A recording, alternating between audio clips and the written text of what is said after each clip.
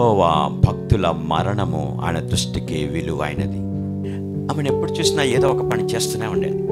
ఏదో ఒక పని, కుటుంబం కొరకు, పిల్లల కొరకు.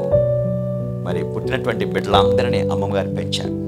ఆమె విడిచిపెట్టినటువంటి ఆ లెగసీ మనము ముందుకు కొనసాగించేవారిగా మనం ముందుకు కాక. ఆమె అమ్మ పాస్టర్ గారిని ఇచ్చారు మనకు, అమ్మ సంఘముని ఇచ్చారు మనకు, అమ్మ ఇలా కూర్చోవడానికి అవకాశాన్ని కల్పించారు.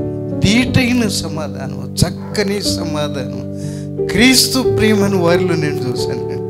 నిరీక్షణ లేని ఇతరుల వలె కాకుండా నిరీక్షణ మనకు అమ్మ ఇచ్చిపోయారండి.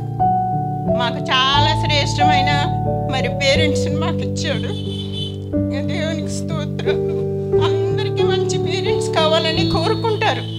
అలాగే మాకు కూడా మంచి పేరెంట్స్ని మాకు ఇచ్చారు. మేము మేనత్తమ్మ ఎంతగానో మమ్మల్ని చిన్ననాటి నుండి ఎంతగానో ప్రేమించి, ఎంతగానో గౌరవించి, మా అమ్మ చాలా ప్రేమ ఆప్యాయత చూపించేది. మా నాన్నమ్మ ఎంతో మంచివారు. మాకు ఆవిడ ఎంతో ఆదర్శవంతురాలండి. సామెతల గ్రంథం 31వ అధ్యాయం ఫస్ట్ వచనాలు చదివితే నాకు మా నాన్నమ్మ గుర్తొస్తారు. కుటుంబం కోసం ఎంతో శ్రమ పడేవారండి. ఎంతో ఆదర్శవంతమైన స్త్రీ ఆమె.